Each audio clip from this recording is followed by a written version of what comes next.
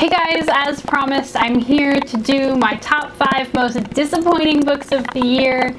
And because of that, I wanted to do this video under the best possible circumstances. So, a little bit of a life update here. I just got my hair done. My hair did, as they say in cultured society. And it's a lot shorter now, and it's purple. So I'm pretty thrilled about that. I also wanted to show you guys, because I don't think that I have yet, my newest tattoo. And if you've watched our videos for any length of time, you've seen this one, which I got a couple of years ago. But I now have my tattoo on my arm in really, really beautiful calligraphy. And it says "Rattle the Stars," which is of course a line from Sarah J. Maas's Throne of Glass. And so, I mean, maybe you did see my top 5 best books of the year, or any of my videos about Sarah ever at all, and kind of know that I kind of maybe like her books a little bit. Only a little. So yeah, there's that for you. Unfortunately, that does not delay what we have to talk about here. Super sad about this list in general. There are books on this list that aren't bad books, but they were disappointing. There are books on this list that were just bad and disappointing, but I really went for more of, you know, the differential between expectation and reality, as opposed to if I thought the book was bad per se to make this list. Just so, I don't know. That's a little bit different for me. I think that there's a difference between books that are just blah and then books that are actually disappointing. So that's how I tried to go into making this top 5. I'm gonna start off with one of the very first books that I read in 2016, and that was The Magician King by Lev Grossman. As you guys know, Bibliomancy for Beginners has been starting off the last couple of years reading first The Magicians a couple of years ago, and then this year The Magician King.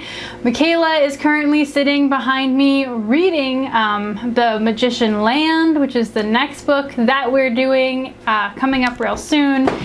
Just because at this point we have to finish the stupid Odyssey that we've started on, because they've been super popular episodes. But I really thought, honestly, reading a lot of Magician King, that it was better than Magicians. I was like, oh hey, you know, maybe there is something to this series, maybe it's okay, blah blah blah. And then we got to the end, and you can watch our video discussion if you want to know why, but just know that, like, I've never been so hurtfully disappointed in the end of a book, and so disgusted and so angry. So yeah, definitely one of the books that I have to say, just nope, so disappointed, because I went in with real low expectations, knowing I was probably gonna hate it. Kind of got built up into being, maybe this is better than the last one, and then just crash, kabang, boom, ooga smash at the end there. So just God in heaven, this series. Look forward on the 25th to us actually doing our review of, like, the book club discussion on the last one.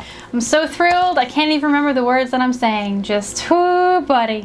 So excited. There are a couple of books on this list from authors that I actually really love, and I'm really sad to mention in this list. Starting with my next one in the order that has no order, and that is Tell the Wind and Fire by Sarah Rees Brennan. I love Sarah Rees Brennan. I think that she's a fantastic person, a fantastic writer. She's very funny. And when I saw Tell the Wind and Fire, the first thing that came to my mind about it was, like, it's darker, it's grittier, it's her trying to make, like, a realistic and gritty and dark YA, and at the time that's what I was looking for, because I feel like a lot of times, you know, YAs are all about, like, Viva la Revolution, where very few people die and everybody gets a happy ending, and you're like, it's not really how war works, and that's kind of annoying. So when I saw the dark, the gritty, the war that, you know, doesn't end well kind of thing, I was excited, because I love Sarah, I love her writing, but then I read it and it was so meh. Like the sparkle that's usually in Sarah's writing was absent. It felt like it was trying too hard to be gritty. Like it could just see itself being filmed, a la Christopher Nolan's Batman. And you're just like, oh my God. And then the characters were really just frustrating and like, why would you make this decision? Why? And just the impact that the whole thing could have had, just completely null and void. And it was so frustrating because I wanted to love it so much, and I wanted to love it for so many different reasons, and just none of them panned out. So that was definitely a really disappointing book for me. I never did a video review. I did write a text review though, so I'm gonna link that down below if you want to hear more of my specific thoughts on that book. Speaking of authors I love who just made me sad, I also read this year The Mirror King by Jodi Meadows. And that is the sequel and last book in the Orphan Queen duology, sequel to the Orphan Queen.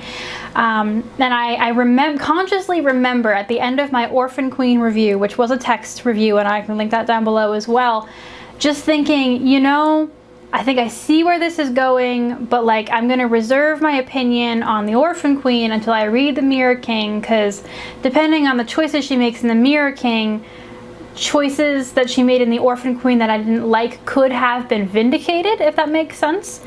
And then I read The Mirror King. The ending was so contrived. Like, so many things happened because like, ha, magical twist reveal, ha, magical twist reveal, surprise, this thing can actually happen because magical twist reveal. And it was just, I felt like so much of the important plot points happened off screen. And I talked about in my review how, I don't know if it was like in the novellas that we were supposed to have read, that The Mirror King would make sense, but if you don't build the novellas as an integral part of the series, which you didn't because technically it's just a duology, like I didn't read them and then I read The Mirror King, so like there's a really fine line there with the novellas and information I should have maybe had going into The Mirror King but didn't. And then there are 4 novellas, so you basically have to buy this whole other like book. It left a really bad taste in my mouth, which is unfortunate because again, I love Jodi Meadows, I love her work, I love her ideas, I loved the idea in total of the Orphan Queen and The Mirror King. I thought that it was really cool, but like again, endings, man, they can kill anything, and just feeling like the ending was a trick and a gimmick was really unfortunate. And yeah, I did do a video review of The Mirror King, which I will link up above in like the little icon-y bit, so you can hear more of my specific thoughts on that. But just another thing where I was just like, are you kidding? Are you kidding? Like I'm smarter than that. You could have seeded this in earlier if it was that important, but whatever.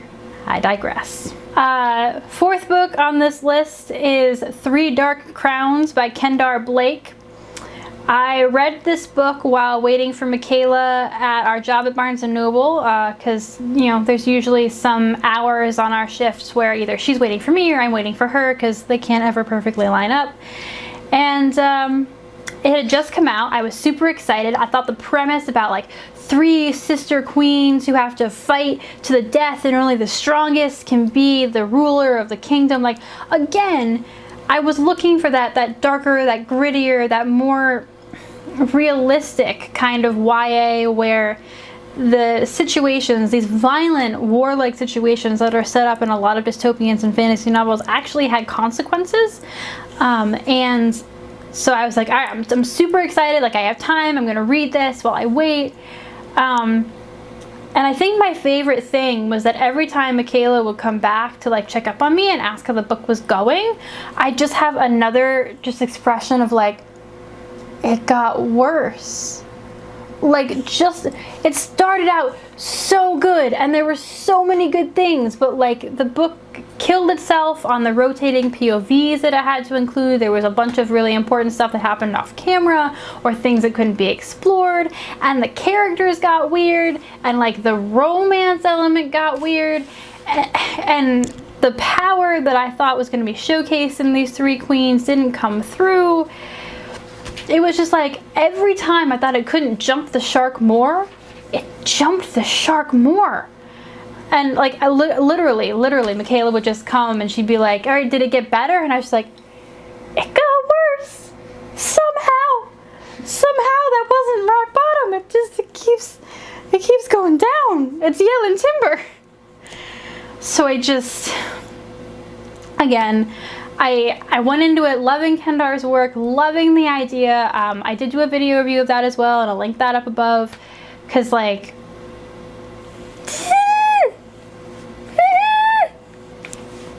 anyways, my last book on this list is notable because it inspired nothing. And what I mean by that is that usually book club, bibliomancy for beginners, we always find something to talk about. We've been doing this for 4 years, and there's very, very few times where we haven't found something to nitpick, something to discuss, something interesting to say. And I can think of twice in memory that has ever happened. And one of them, the worst one, was for Philip Pullman's The Subtle Knife. And we're talking, nobody had anything to say, and we had Casey on. And if you've never seen Casey, Casey is this bubbly, fun personality who always has a joke, always has something sassy to say. And even with Casey there, me, Michaela, Taylor, Casey, we were just like, I guess that was a book. We read the book. Was anyone not bored? Nope, everybody was bored. And that never happens, because the reason that our book club works so well is because we're all such different readers. And so books that we read where I'm bored, like someone else definitely isn't. Like that never happens. And when Casey is there, especially, like energy is usually really high because she's usually so high energy. And we did the Golden Compass, and I mean, we were like bored, but we found interesting things to talk about. We found discussions to have. It was a good episode, even though we all really didn't like the book. But even Taylor, who loved the Golden Compass more than most of us, was just like, I can't defend this. We were supposed to do the Amber Spyglass to finish off that Nostalgia Junkie series, and like, it's worse than The Magicians, because at least The Magicians makes us angry, but we have important things to say after we read them. So there is a mild benefit to subjecting ourselves to this series. Whereas we were just like, does anyone get anything out of reading the Amber Spyglass? Anyone in the group? No? Okay. Because like, again, if you love the series, that's fine. But like, when a book shuts all 4 of us down, yeah. No more. No.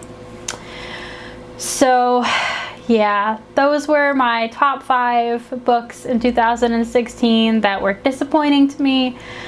Again, like I said, in my top 5 best books of the year, it was kind of more of a meh year for me. I was reading more out of my comfort zone, which I think kept me from really going like, ooh, book's so exciting. Because it was more of an exploration of what do I like in other genres, what don't I like in other genres, what am I willing to try. And then the books that I did read in the genres that I like were fair for the most part. Nothing spectacular, but nothing terrible either. So just those 5 that really stand out to me is like, But anyways, if you have a difference of opinion, please, again, do talk to me down in the comments. I love hearing other people's opinions and why they like things, because, you know, sometimes when you start disliking something, it's really hard to find something to like, even if there are things that you could like in it. So, again, my opinions are not the end-all be-all. If you like them, tell me what it is that you like in them. If you also have the same reaction, you can talk to me about that as well. You know, I just want to talk about books. These are just my feelings. My feelings could mean nothing. Who knows? You're here, you're listening to me, and that's cool. We will be back next week with more content. I will be back myself on Monday, but otherwise, we're doing pretty okay sticking to this new schedule of bringing you guys 5. And yes, that's 5 videos a week. 2 from me, 2 from her, and 1 from the 2 of us. So, hoping to stick to that as the new year goes along. And if you're curious about some other bookish resolutions and things that we're working on, do check out Michaela's resolution video because, you know, it's there. Link to that up above as well. Thanks, guys. Bye.